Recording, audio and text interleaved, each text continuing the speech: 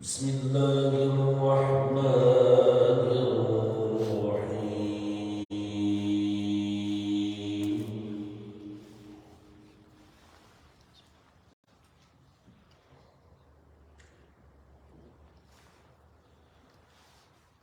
هل أتى على الإنسان حين من الدهر لم يكن شيئا مذكورا.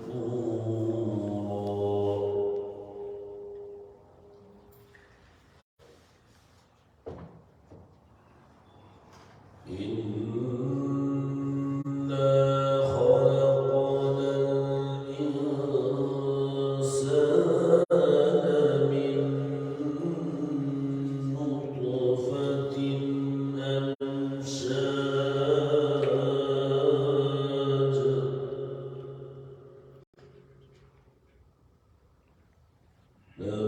نبتليه فجعلناه سميعا بصيرا.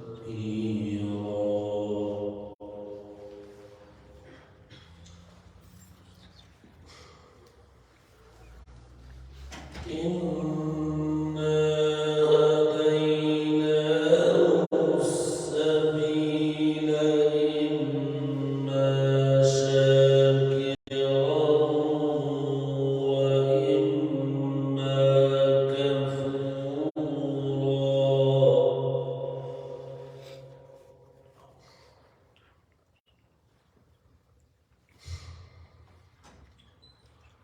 إنا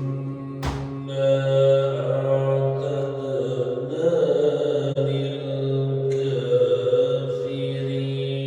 سلاسل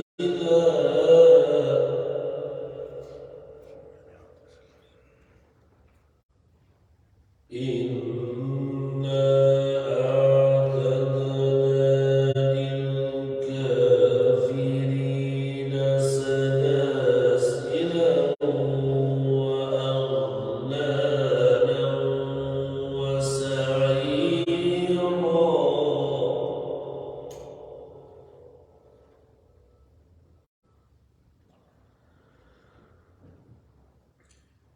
إن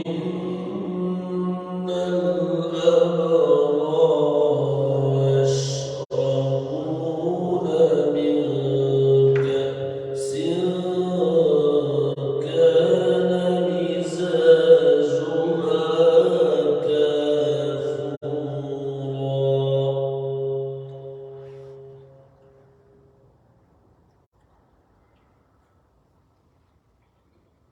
عينا يشرب بها عباد الله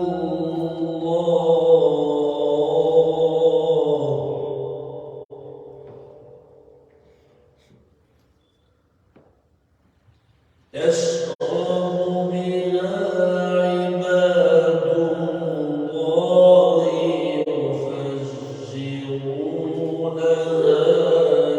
تفجيرا.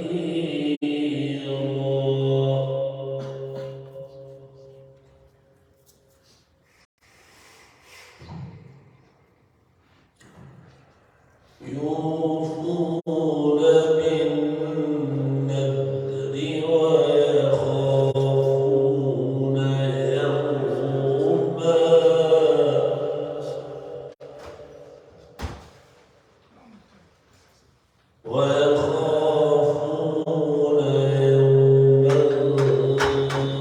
كان شره مستطيرا.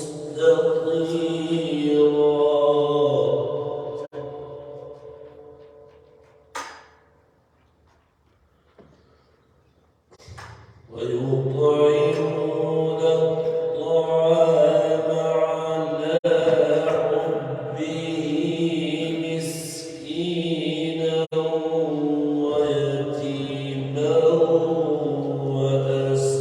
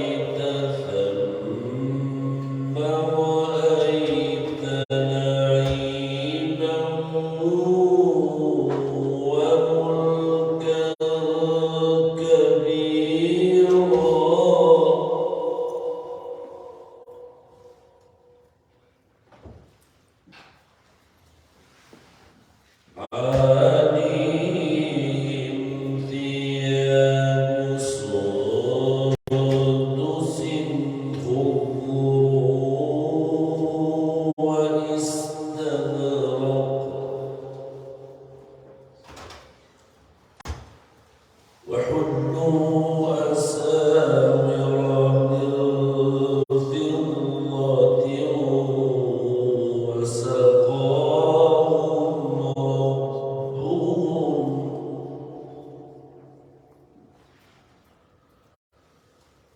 وسقاهم ربهم شرابا طهورا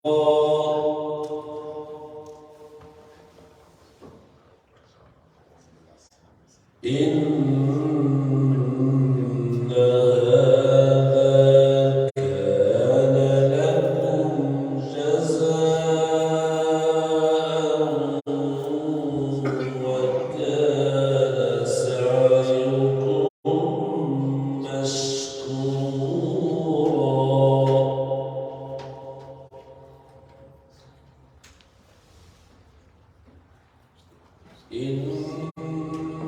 إنا نحن نزلنا عليك القرآن تنزيلا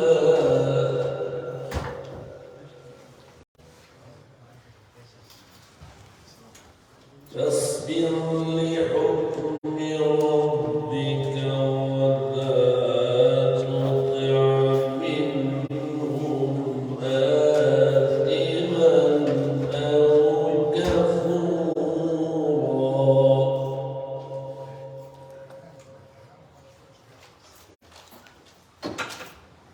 واذكر اسم ربك وتبتل إليه تبتيلا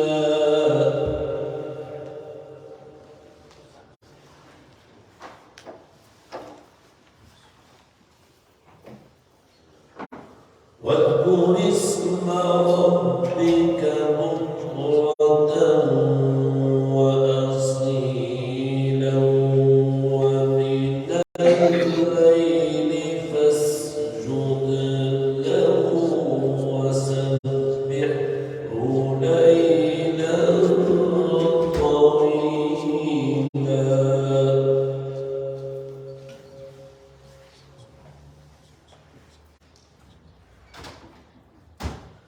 إن هذا كان لكم جزاء وكان سعيكم مشكورا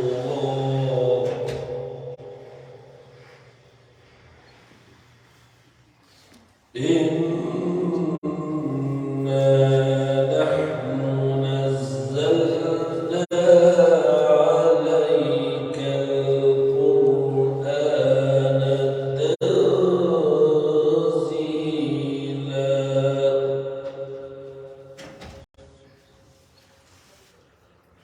فاصبر لحكم ربك ولا تطع منهم آثما أو كفورا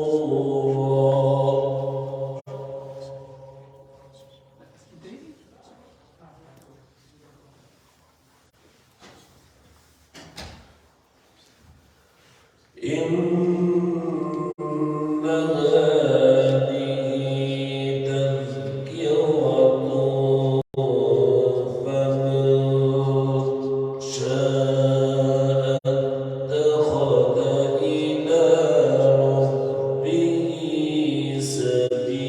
سبيلا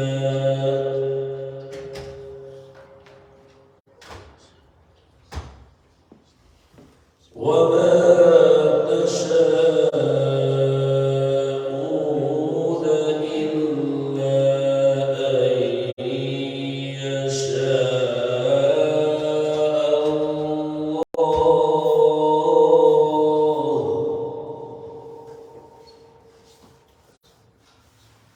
إن الله كان عليما حكيما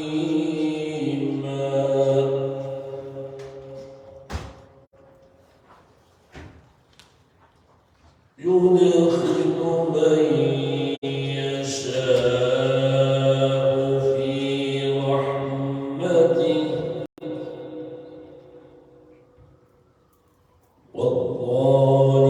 والظالمين أعد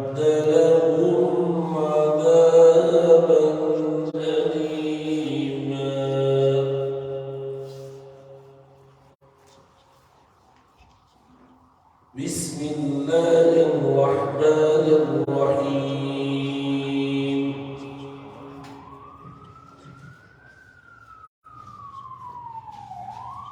لإيلاف قريش إيلافهم رحلة الشتاء والصيف فليعبدوا رب هذا البيت الذي أطعمهم من جوع وآمنهم من خوف بسم الله الرحمن الرحيم أرأيت الذي يكذب بالدين فذلك الذي يدعو اليتيم ولا يحض على طعام المسكين فويل للمصلين الذين هم عن صلاتهم ساهون الذين هم يراءون ويمنعون الماعون بسم الله الرحمن الرحيم إنا أعطيناك الكوثر فصل لربك وانحر إن شانئك هو الأبتر بسم الله الرحمن الرحيم قل يا أيها الكافرون لا أعبد ما تعبدون ولا أنتم عابدون ما أعبد ولا أنا عابد ما عبدتم ولا أنتم عابدون ما أعبد لكم دينكم ولي دين بسم الله الرحمن الرحيم إذا جاء نصر الله والفتح ورأيت الناس يدخلون في دين الله أفواجا فسبح بحمد ربك واستغفره إنه كان توابا بسم الله الرحمن الرحيم تبت يدا أبي لهب وتب ما أغنى عنه ماله وما كسب سيصلى نارا ذات لهب وامرأته حمالة الحطب في جيدها حبل من مسد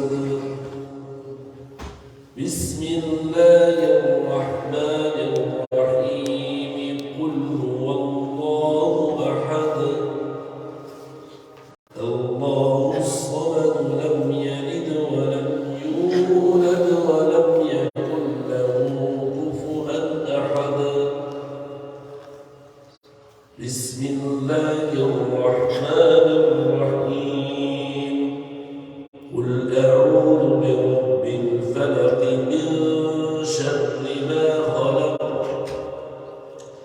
ومن شر غاسق إذا وقب ومن شر النفاثات في العقد ومن شر حاسد إذا حسد.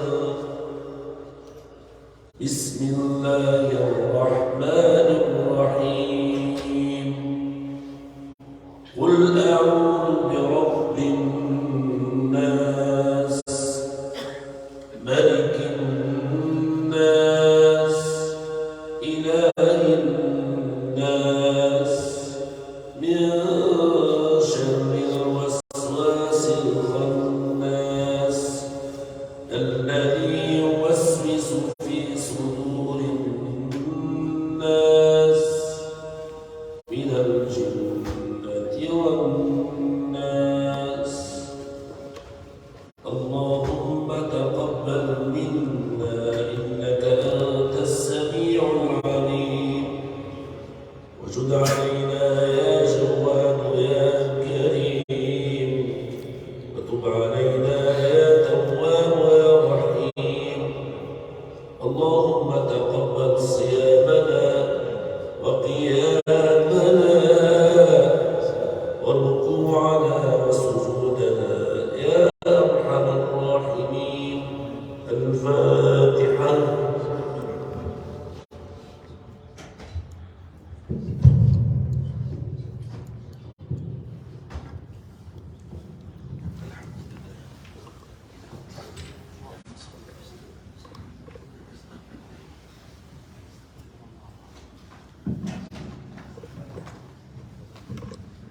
بسم الله. السلام عليكم ورحمة الله وبركاته.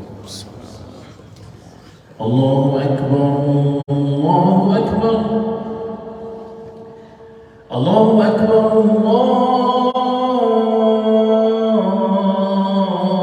الله أكبر.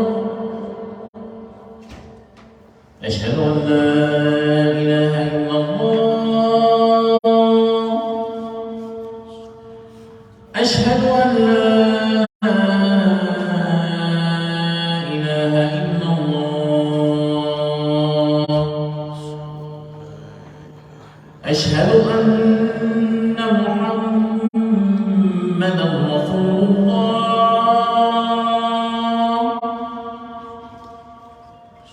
أشهد أن محمدًا رسول الله.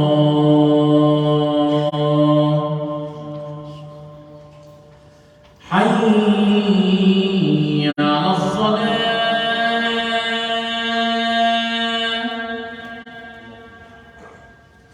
حي على الصلاة.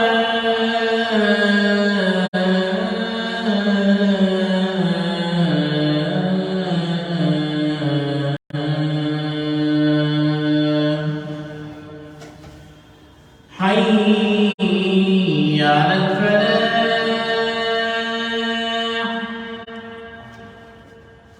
حي على الفلاح.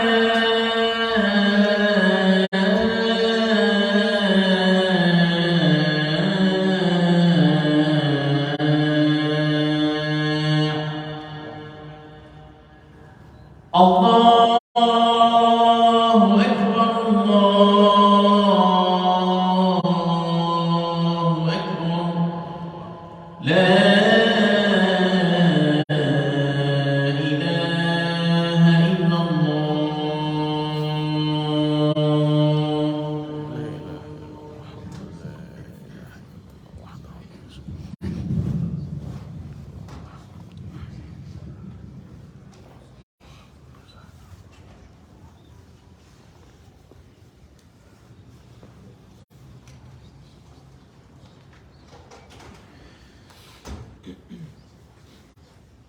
إن الحمد لله نحمده ونستعينه ونستغفره ونعوذ بالله من شرور أنفسنا ومن سيئات أعمالنا. من يهده الله فهو المهتد ومن يضلل فلا هادي له.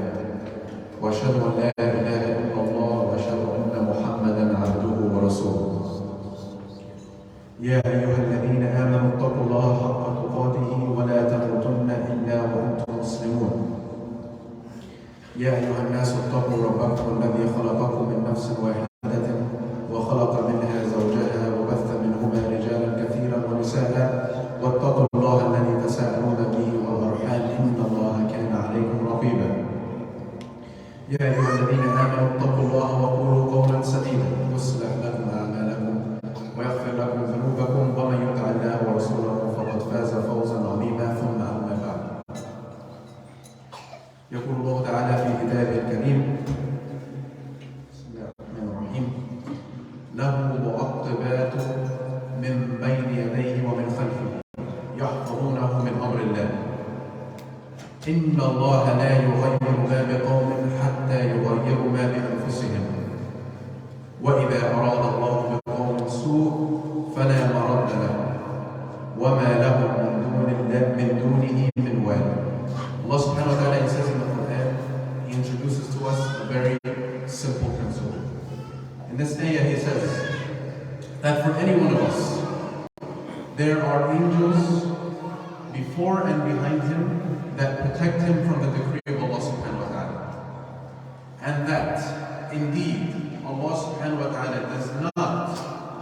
will not change the condition of a people until they change themselves, until they change what is within themselves.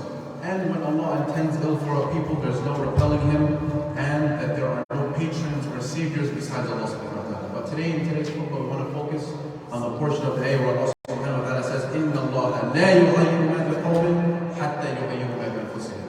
Which again means that Allah subhanahu wa ta'ala will not change what is within a people until they change what is within themselves. During our tarawih, we make a lot of dua. اللهم اهدنا فيمن هديت اللهم انصر الإسلام والمسلمين اللهم زوج شبابنا. We make a lot of dua. Every single dua that we make can fall into the category of us requesting that Allah subhanahu wa ta'ala changes something for us. Us requesting Allah subhanahu wa ta'ala, we want Him to change something in our lives for the better. Every single dua we make is a request for a change from Allah. Allah subhanahu wa ta'ala makes it very clear in this ayah that if you want change, if you want me to change your life, it requires an effort on your part to begin with. Allah subhanahu wa ta'ala is not going to suddenly guide the community. We're going to wake up one day and everyone is guided, alhamdulillah. Or that our youth are all of a sudden going to be guided, alhamdulillah. No. It requires that we put an effort into our part and we make dua, and then with those two elements together, Allah subhanahu wa ta'ala responds to our dua. In the Quran, Allah subhanahu wa ta'ala, He says, الَّذِينَ جَاهَدُوا فِينَا لَنَهْدِيَنَّهُمْ سُبُلَنَا. Those who strive in our path, then we guide them to our path. But it requires initially striving. We cannot make dua without putting effort from our part. We cannot, for example, very simple principle, we cannot make dua that Allah subhanahu wa ta'ala makes us successful in our studies, but we do no studying. That's very clear to us. But sometimes it's not clear in these other areas. And even when Allah subhanahu wa ta'ala violates the laws of the universe for a mu'jiza, for a miracle, it still requires an effort on the part whose hand the miracle is shown. For example, Sayyidina Musa alayhi salam, Allah subhanahu wa ta'ala says, فَأَوْحَيْنَا إِلَى مُوسَى أَنْ أَضْرِبْ بِعَصَاكَ الْبَحْرَ فَانْفَلَقَ فَكَانَ كُلُّ فِرْقٍ كَالطَّوْدِ الْعَظِيمِ. Allah subhanahu wa ta'ala, He commands Sayyidina Musa to take his staff and to strike the sea. Allah subhanahu wa ta'ala, He could have made it so that there was nothing required on Musa's part. He could have made it so that the sea splits. But what? He says, no. You have to say to Musa, you have to strike the sea, and then my results will come. So we see that even when Allah subhanahu wa ta'ala violates the laws of the universe, it still requires an effort on the part of the person, on the part of the movement. This is a principle that we have to remind ourselves of, which is, yes, we make dua, but we also don't forget our own responsibilities towards Allah subhanahu wa ta'ala fulfilling this dua. But now this brings us to the topic of khutbah today, which is that change requires effort, but even more importantly, it requires a plan. For a change to be continuous, it requires a plan. We have to have a strategy. If we fail to prepare, then we should prepare to fail. And I think each one of us, we've all had a certain change that we wanted to make in our lives.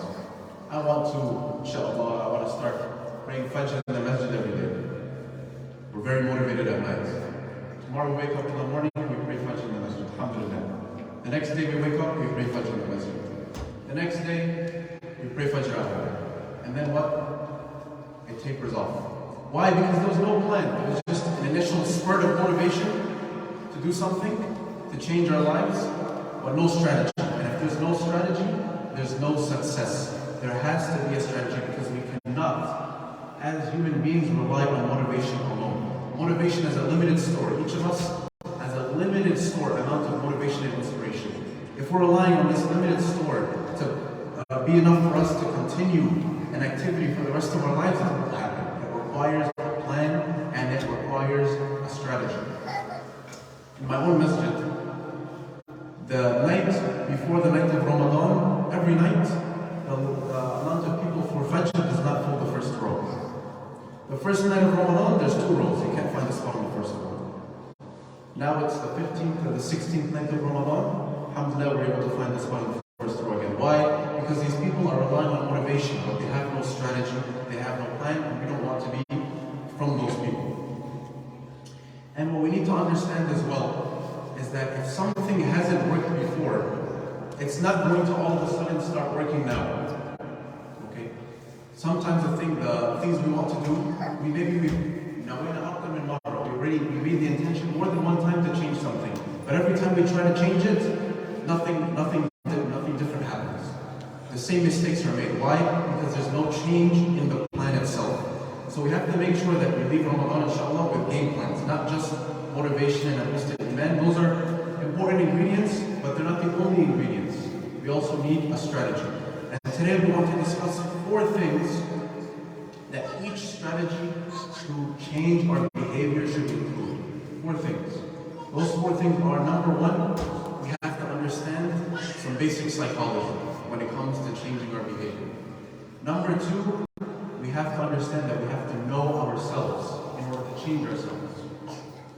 Number 3 is that we have to watch our companions, our friends, the people that we're surrounded by. And number 4 is that we have to watch our environment. So let's start. Number 1, we have to understand some basic psychology when it comes to changing our behavior. Any routine that we have involves 3 things. Number 1, a cue or a stimulus that starts the routine. For example, the cue is I wake up. And the routine is I go to the bathroom and I brush my teeth. The cue is what? I wake up. The routine is I go to the bathroom and brush my teeth. And then there's the reward is I feel better. Those are the 3 parts. The cue or the stimulus, the routine itself, whether good or bad, and the reward. Those are the 3 parts. Why do we need to understand this? Is because any bad habit that we have to see what triggers the bad habit. For example, I have a bad habit of scrolling on Instagram for 2 hours a day. I have to see what is the cue that leads me to this habit first. The cue might be I open my phone and I see the icon right there. That's the cue. So I have to find a way to get rid of this cue. I delete the habit. I have to find a way to get rid of the cue that leads to the habit. And then we have the reward. The reward is that I get the rush of dopamine from being on this app, from being on this social media platform. We have to find a way to remove the reward, or we pair it with something that's uncomfortable. I make a pact with myself that yes, no problem, I can open the Facebook, I can open the Instagram. However, every time I do so, I have to pay a certain amount of charity. This makes it a little bit more difficult, more painful. So that's understanding the basic psychology of any habit that we want to change, which is that we either have to remove the cue, the thing that triggers us, or we pair the reward that's associated with the behavior with something a little bit painful, which will prevent us from going into the activity so regularly. That's the first thing in any game plan. We have to understand the psychology of our habits. The second thing is that we have to know ourselves. A lot of us are going through life without an intimate knowledge of our strengths and our weaknesses. And if we don't know our strengths and our weaknesses, we can't prepare for moments of weakness. For example, I know that I love cheesecake. It's my favorite dessert. And every day, on the way home, I drive past the Cheesecake Factory. This is a problem if I'm trying to go on a diet. So I have to understand that weakness in myself, and then I have to account for it. Because if we go about life thinking, alhamdulillah, I have no weaknesses, we're all good, then we're going to keep on falling to the same pitfalls. And we have to recognize those pitfalls and account for them. And Umar ibn Khattab, he says, "Hasib anfusakum qabla an tuhasabu," which means each of us should weigh our own deeds before they're weighed upon us. But this leads to, why would we do this? Why are we going to weigh our own deeds before they're weighed upon us? So we can take action, so we can recognize certain patterns in our behavior and identify our weaknesses and account for them. And the example that I gave about cheesecake is not a grave sin. But there are grave sins that we fall into that are, each one of us knows that we have certain weaknesses in sin, whatever it may be, however large or however small. And we need to identify those weaknesses, see where we can fall. Where we fall most, identify them, and then start to work on them. But without identifying them to begin with, then how are we going to form the strategy to target them and change our habits? So that's number one. Number one was understanding the fact that each habit that we have has a cue that triggers it, and a reward that's associated with it. Number two is understanding that each of us has to know our weaknesses and our strengths and to know ourselves. And number three is each of us has to look towards our friends, our companions. In a hadith that's narrated by Abi Sa'id al-Khudri, he says, قال رسول الله صلى الله عليه وسلم من رأى منكم منكرا فليغيره. If any one of us sees a sin or an evil, then we have to change it. بيده, with his hand. فإن لم يستطع فبلسانه, with his tongue. فإن لم يستطع فبقلبه, and if he can't do either of those, then with his heart. وذلك أضعف الإيمان, and this is the weakest form of iman if you're just changing it with your heart. But watching our friends in our environment, a lot of times people give this advice that if you find yourself in a bad group of friends, then you should leave the group. But this is, if we're honest with ourselves, very difficult. It's very difficult for any one of us to have companions that we enjoy time with and then decide to cut them off. This is a very difficult thing to do. So we can take another approach. If we see that the people that we're surrounded with maybe are not the best people, then how about, along with changing ourselves, we attempt to change the group as well. There's no reason to just leave the group. And the hadith we just mentioned, if we see an evil, as Allah subhanahu wa ta'ala says, okay, leave the evil, leave these people. No. Try to stay with them, try to change them just like we're trying to change ourselves. And the hadith that everyone knows, which means that none of us believes until we love for our brother what we love for ourselves. So if you love for yourself to be guided, if you want to change a certain habit, you love for yourself to have a personal change, we should also love that for our closest friends. Even if they have that same habit, we should work on changing it with them. For example, let's say we have a group of friends that we study with. But we realize that if we're being honest with ourselves, no studying is getting done. So we go to them one day and we say, Jama'ah, we've been with each other since freshman year. 5 out of 7 days a week here in the library. We're supposed to be studying, but if we're really truthful with ourselves, I don't think we've got a total an hour of studying done in the past 3 years. We need to start changing this. Our grades are suffering, our lives are suffering. There needs to be a change. Something like that is much more beneficial to ourselves and to the community as a whole, instead of just deciding, you know what, I'm going to pick up my books, I'm going to stop hanging out with these people. No, let's try to change ourselves and change the people around us as well. So this is something that we should watch out for, which is watch out for our friends, but in changing ourselves, we should bring as large of a percentage of the community in with it as well. We should not just leave off our friends when we see that they're on a certain sin, but rather we should change them just like we are attempting to change ourselves. So again, to recap, number one, we said that we have to understand the basic psychology of habits, that there's a cue associated with it that triggers it, and that there's a reward that positively reinforces it. Number two, we have to know ourselves, know our own strengths, know our own weaknesses. Number three is that we should watch out for our friends in our environment. And number four is taking very careful attention and precautions when it comes to our surroundings. And this is a separate point for number 3, because our friends are one thing and our surroundings and our environment is another thing. Especially now that we have another factor added to it, which is our digital environments. Our digital environments. Many of us, if not all of us, we may spend more time on our devices in front of a screen than we do with other people. Which means that we have to be very careful about what we have on our digital environment, not just our physical environment. If I'm trying, for example, to stop procrastinating, it doesn't make any sense for my lock screen when I scroll up, the first thing I see is a Snapchat icon next to the Instagram icon, next to the Facebook icon, next to the Messenger icon, and then the Quran icon on the bottom. It doesn't help. We have to make sure that any changes that we make, our environment is helping us towards that change. In the hadith where Allah subhanahu wa ta'ala says, "Al-mar'u ala dina khalilihi falyanzur ahadukum man yukhalil," which translates to that each person is on the religion of their friend. So each one of us should look towards who we befriend. Yukhalil means you're spending time with them. Linguistically, you're spending time with them. You're the person that's always next to you. But maybe the person that's always next to you is not the person. Maybe it's a device.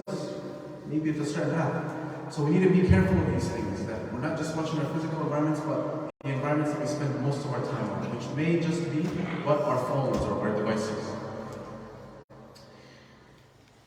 And the last thing I want to end with is bring us back to the first hadith, to the first ayah, which is that إِنَّ اللَّهَ لَا يُغَيِّرُ مَا بِقَوْمٍ حَتَّى يُغَيِّرُوا مَا بِأَنفُسِهِمْ. And we'll realize that Allah subhanahu wa ta'ala here is connecting the individual change that each of us makes in ourselves to the larger communal change. And this is another principle, which is that in Islam, communal change is grassroots. It comes from the bottom. It comes from each single person changing themselves. If this room is completely dark, there's no light in this room, and each one of us brings a little bit of light, the room will be lit. That requires that each one of us makes that individual effort. And the first thing you'll be asked on the Day of Judgment is not the ummah, it's not the community, but it's about your individual needs. That's what you'll be asked about first. So we have to take care of ourselves first in order to bring the light to the entire community. But the reverse is also true. If each one of us, this room is dark, and each one of us comes in with darkness, no light, then this room will never be lit. But it requires that each one of us comes with a bit of light. And the last thing I want to end with is that having a strategy and succeeding in this strategy in changing our deen, our akhlaq, our lives, is what builds confidence. Confidence is not built by waking up in the morning and saying, today I'm going to be confident. No, confidence is built by keeping the contracts with ourselves. Each one of us, we make contracts with ourselves every day. We tell ourselves, today I'm going to do A, B, and C. I'm going to finish this work. I'm going to pray my salah on time. I'm going to do this Quran. If we fulfill those contracts with ourselves, we build confidence in ourselves. But if we break those contracts and we violate those contracts, we lose confidence in ourselves. And we can think of ourselves as two people. Each one of us is our own boss and our own employee. Each one of us is our own boss and our own employee. We command ourselves to do things as the boss.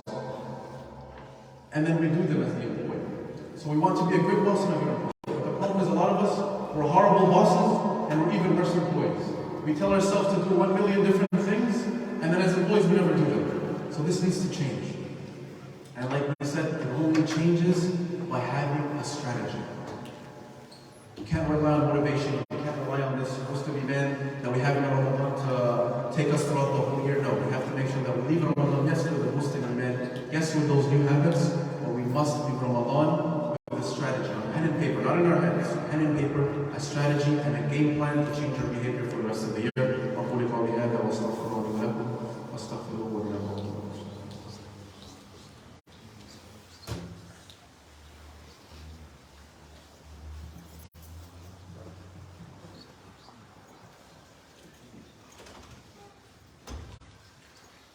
بسم الله الرحمن الرحيم. If we could all just move forward a little bit to create space for the brothers in the back, and there are spaces in the front for anyone that wants to come up.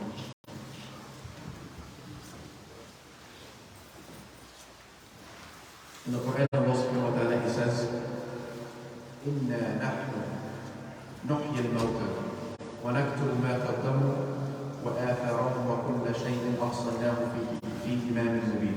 Allah subhanahu wa ta'ala, He says that we give life to the dead, and we record the deeds which they sent forward to their next life. We record them.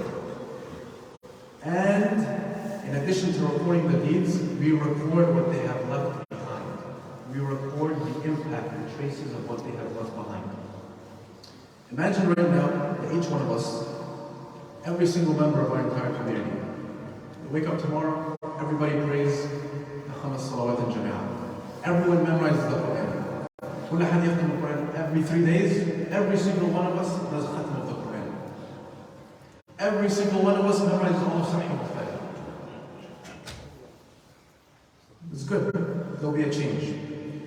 But that's not enough, because those things, the Quran, the Sunnah, ilm, all of these things, there are ends, but they're also a means. They're also a means. That's not the end. For me to pray my Khamas Salawat, to read Quran, to gain a little bit of knowledge every single day, that's just a means. That's just a means. And we'll realize that all the greatest figures in Islam, starting from the Prophet, the Sahaba, the Tabi'een, all the greatest figures that we hear about, they weren't great because they read a lot of Quran or they had a lot of knowledge. No, they were great because with that knowledge and with those habits that they built in their deen, they went out and they did something. They changed people, they changed their communities, they changed their environments. They created advancements, scientific advancements, economic advancements, whatever societal advancements. They did something with the self-improvement that they went through. They didn't just sit there and us. No, we have to understand this, which is that Salah, Quran, and all of these things that we focus on really deeply, these are an end, but they're also a means to something greater.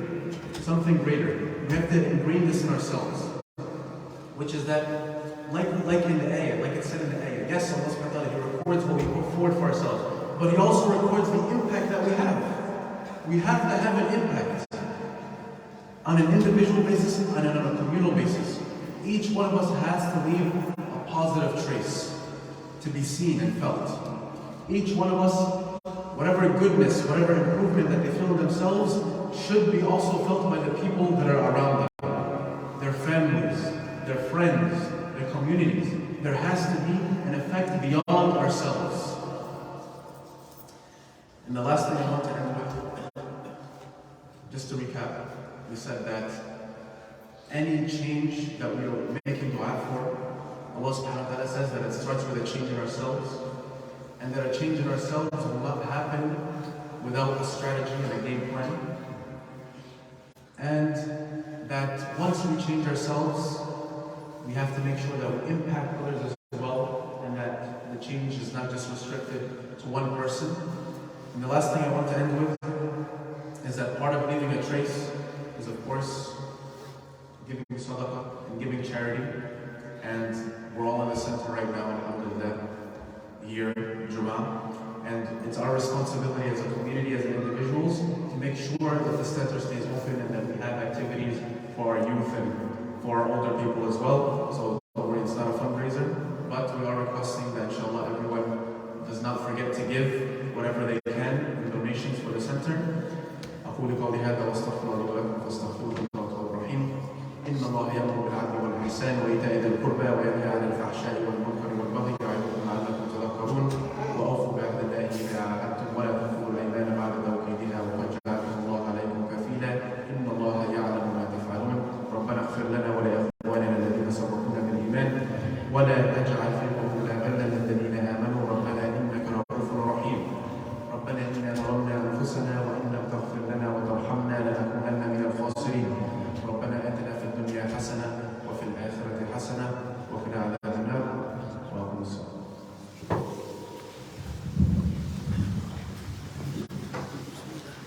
الله أكبر الله أكبر أشهد أن لا إله إلا الله أشهد أن محمدا رسول حي على الصلاة حي على الفلاح قد قامت الصلاة قد قامت الصلاة الله أكبر الله أكبر لا إله إلا الله.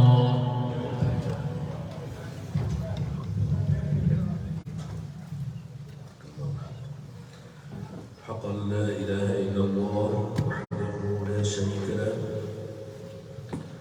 استووا واعتدلوا يرحمكم الله.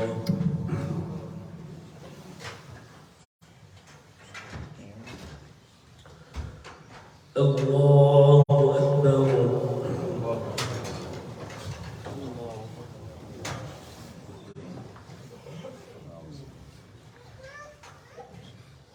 الحمد لله رب العالمين الرحمن الرحيم مالك يوم الدين إياك نعبد وإياك نستعين اهدنا الصراط المستقيم صراط الذين أنعمت عليهم غير المغضوب عليهم ولا الضالين.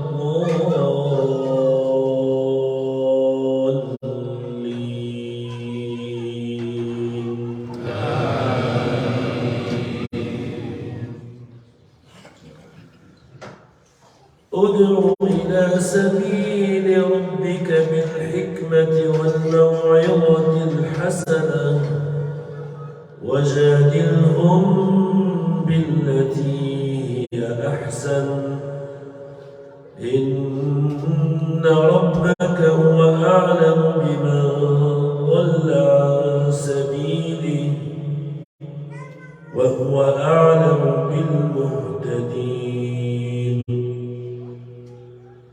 وإن عاقبتم فعاقبوا بمثل ما عوقبتم به ولئن صبرتم لهو خير للصابرين. واصبر وما صبرك إلا بالله ولا تحزن عليهم ولا تك في ضيق مما يمكرون. إن الله مع الذين اتقوا والذين هم محسنون. الله أكبر.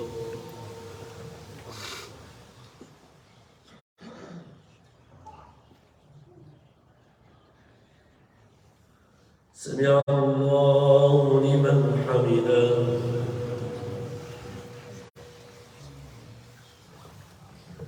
الله أكبر.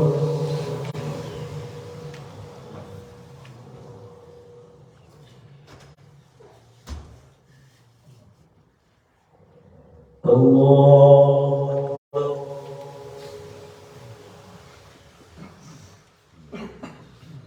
الله أكبر.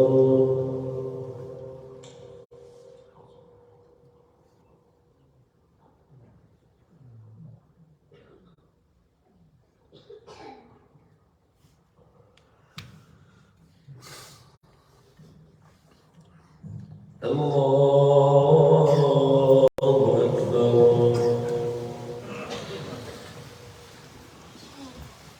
الحمد لله رب العالمين الرحمن الرحيم مالك يوم الدين إياك نعبد وإياك نستعين اهدنا الصراط المستقيم صراط الذين أنعمت عليهم غير المغضوب عليهم ولا الضالين.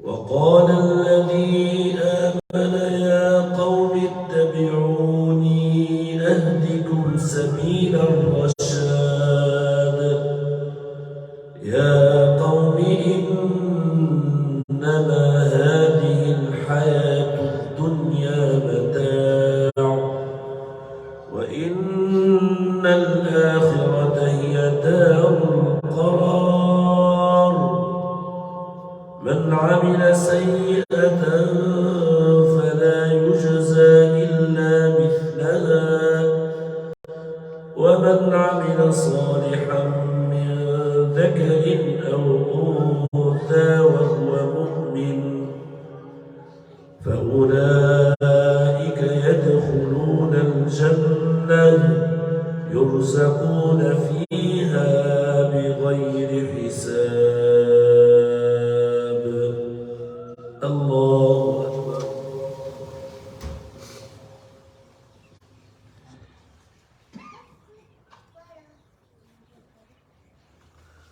سمع الله لمن حمده.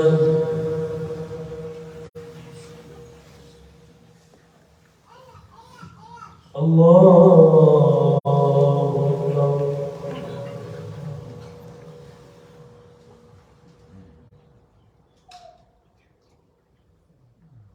الله أكبر.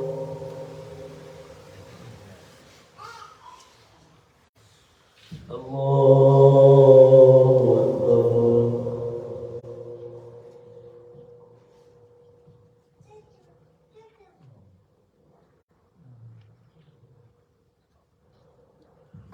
الله أكبر.